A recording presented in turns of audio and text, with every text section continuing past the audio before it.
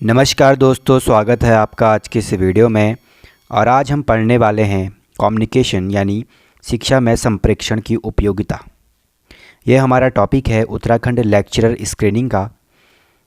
तो आइए पढ़ते हैं इस टॉपिक को। संप्रेषण जैसे आप सबको पता है communication in the sense of education, यानी कक्षा में एक शिक्षक और एक छात्रों के बीच जो भी बातचीत होती है आखिर वो कितनी सही उसका संप्रेषण है। जितना अच्छा संप्रेषण होगा हमारी बात स्टूडेंट्स तक उतने अच्छे से पहुंच पाएगी। तो इसकी बहुत ज़्यादा उपयोगिता है टीचिंग लर्निंग में। आइए पढ़ते हैं इसके उपयोग एवं इसके अलग अलग तथ्यों के बारे में। तो दोस्तों जानते हैं संप्रेषण के बारे में। विद्यालय प्रशासन में शिक्षण एवं अधिगम के प्रमुख रूप देखने को पाए जाते हैं, जिनके विकास का आधार संप्रेषण ही माना जाता है। जितना अच्छा संप्रेषण होगा उतनी अच्छी टीचिंग होगी, क्योंकि विद्यालय प्रशासन वर्तमान समय में ऐसा रूप धारण कर चुका है जिसमें संप्रेषण साधनों का प्रयोग अनिवार्य माना जाता है। संप्रेषण के अभाव में हम शिक्षण एवं अधिगम के उद्देश्य को प्राप्त नहीं कर सकते हैं। अगर कम्युनिकेशन अच्छा नहीं होगा तो हमारी बात स्टूडेंट्स तक अच्छे से नहीं पहुंच पाएगी, जिससे कि ज्ञान अधूरा रह जाएगा। अतः शिक्षण एवं अधिगम में संप्रेषण के योगदान एवं आवश्यकताओं का वर्णन नीचे किया गया है। तो देखते हैं। नंबर 1, व्यक्ति और समाज का लाभ। शिक्षण अधिगम के माध्यम से व्यक्ति और समाज दोनों का हित होता है, क्योंकि विद्यालय को समाज की आकांक्षाओं को पूर्ण करने वाली संस्था के रूप में जाना जाता है। समाज एवं विद्यालय के मध्य संप्रेषण ही एक दूसरे की आकांक्षाओं का एक दूसरे से परिचित कराता है। आगे देखते हैं। संप्रेषण के द्वारा समाज में होने वाले परिवर्तन का ज्ञान विद्यालय प्रशासन को होता है और विद्यालय के उद्देश्य एवं कार्य प्रणाली का ज्ञान समाज को होता है।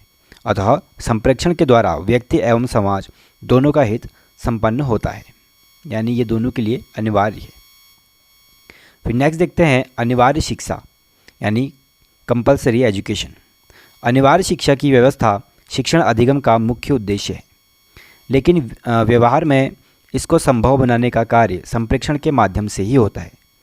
व्यक्तिगत विचारों के आदान प्रदान से छात्र की आर्थिक एवं सामाजिक समस्याओं का ज्ञान किया जाता है।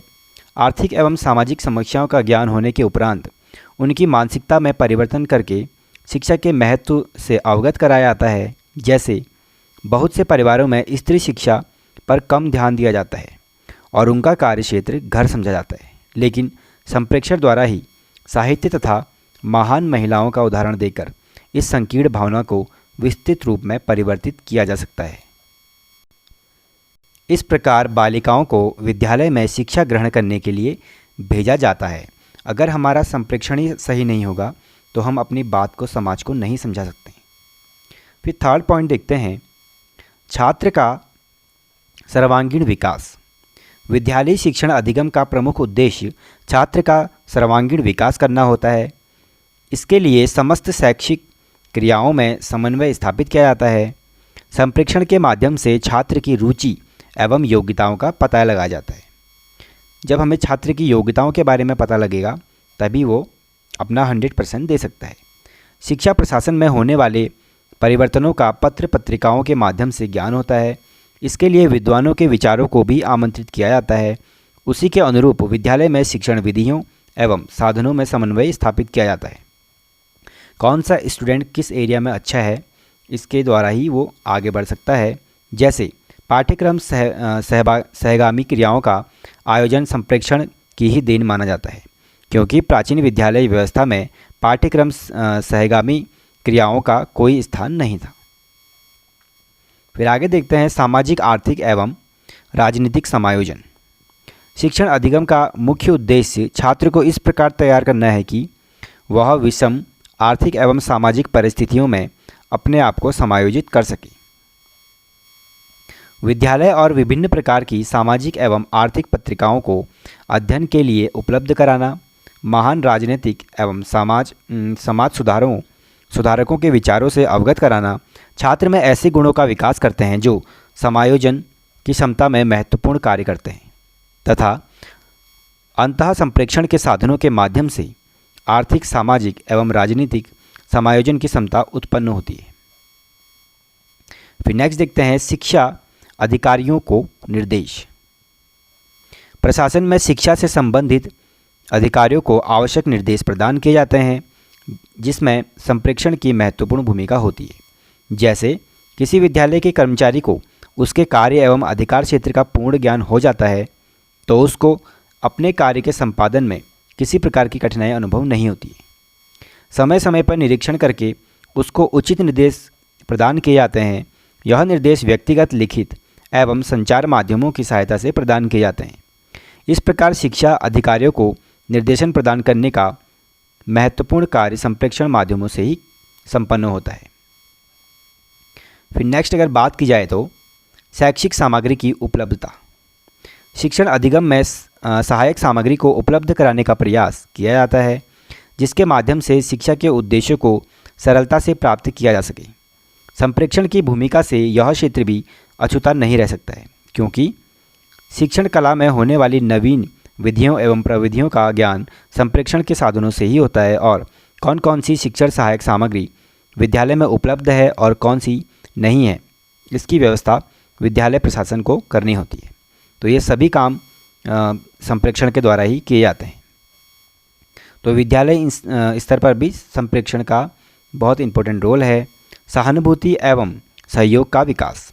सहयोग एवं सहानुभूति के अभाव में सफल शिक्षण अधिगम की संभावना नहीं की जा सकती है, क्योंकि व्यक्ति के सामाजिक एवं नैतिक विकास में सहयोग एवं सहानुभूति ही कार्य करती है।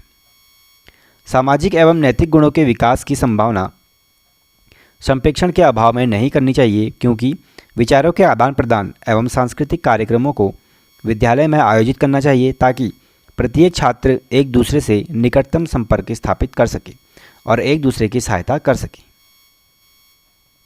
विद्यालय प्रशासन में प्रधानाचार्य एवं शिक्षकों का व्यवहार भी छात्र के प्रति सहानुभूतिपूर्ण व्यवहार का होना चाहिए। शिक्षा नीतियों का उचित प्रयोग। विद्यालय प्रशासन शिक्षण अधिगम के लिए समस्त शैक्षिक नीतियों का उचित क्रियान्वयन करता है, जिसके माध्यम से विद्यालय द्वारा उन समस्त उद्देश्यों को प्राप्त करने में भी सरलता होती है, जिनके लिए इन नीतियों का निर्माण हुआ है। नीतियों का ज्ञान एवं निर्धारण के लिए संप्रेक्षण की आवश्यकता होती है, क्योंकि नीति का निर्धारण करने से पूर्व विद्वानों द्वारा विचार विमर्श किया जाता है। तो वो तभी विचार विमर्श कर पाएंगे, एक दूसरे को उसमें क्या गलतियां हैं उसको सुधार पाएंगे जब अच्छा संप्रेक्षण होगा। उससे संबंधित समस्याओं का निराकरण भी किया जा सकता है।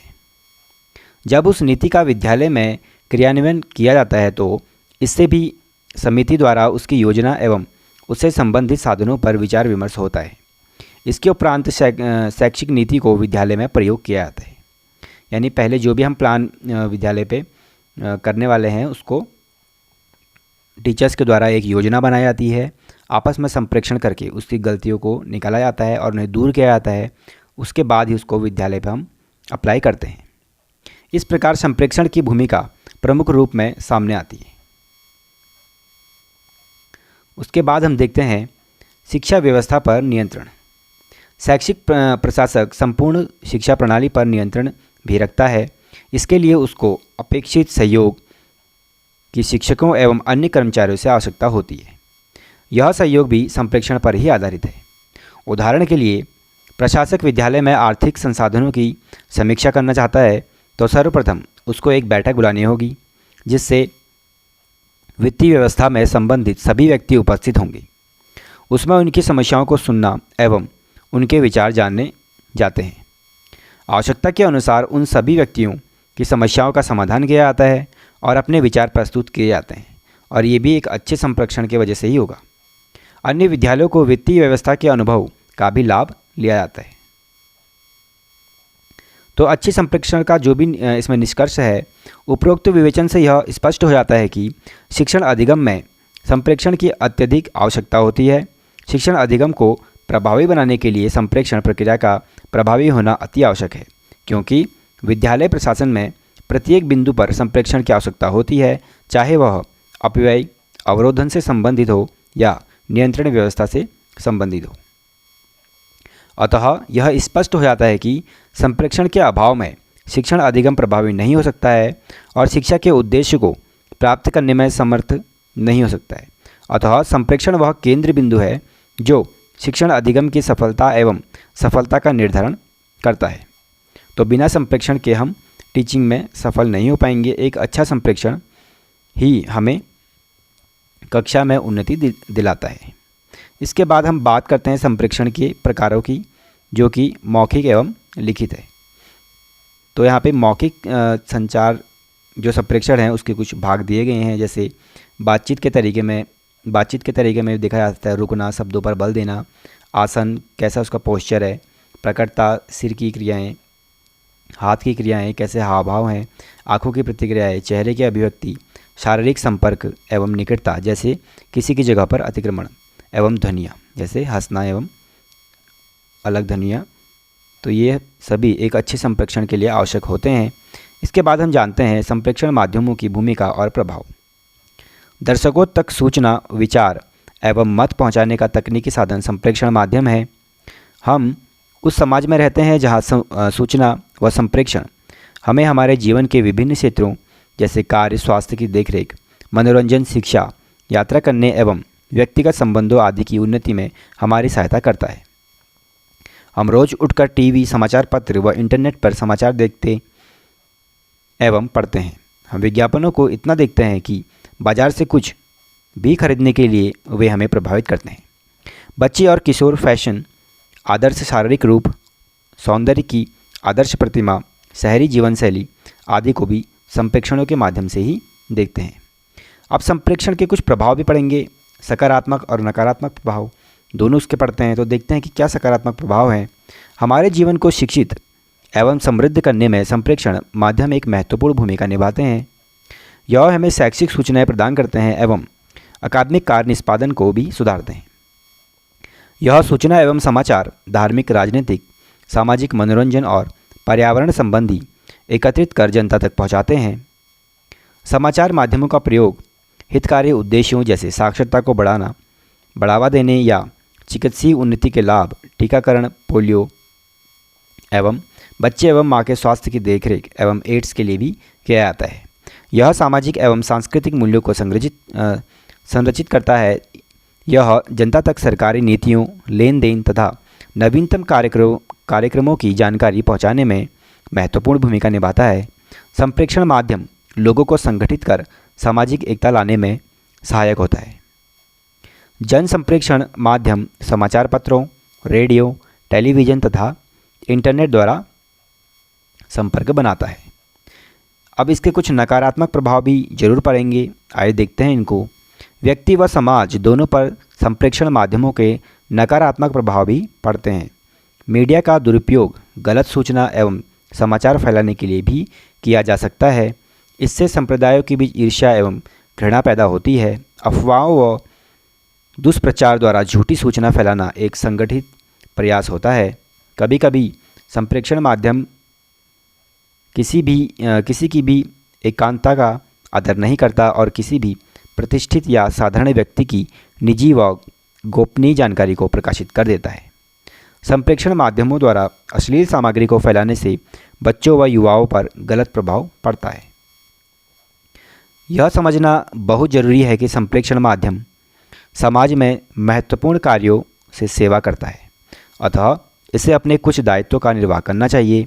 मीडिया को वहाँ अपने नैतिक गुणों को बनाए रखना जरूरी है ताकि जनता तक वह सही व स्पष्ट जानकारी पहुँचाए। मीडिया को भारत के बहुवचनीय स्वभाव को ही झलकाना चाहिए और देश के हर नागरिक को आवाज़ प्रदान करनी चाहिए। तो दोस्तों, ये था संप्रेक्षण एवं शैक्षिक संप्रेक्षण के बारे में कुछ इम्पोर्टेंट पॉइंट्स। आप इसके इम्पोर्टेंट पॉइंट्स को अपने नोट्स में ज़रूर लिख लीजिए ताकि एग्ज़ाम में कुछ हेल्प मिल सके। इसके बाद हम नेक्स्ट टॉपिक की वीडियो पे मिलेंगे। अगर आपको वीडियो अच्छा लगे तो चैनल को लाइक एवं सब्सक्राइब ज़रूर करें। धन्यवाद।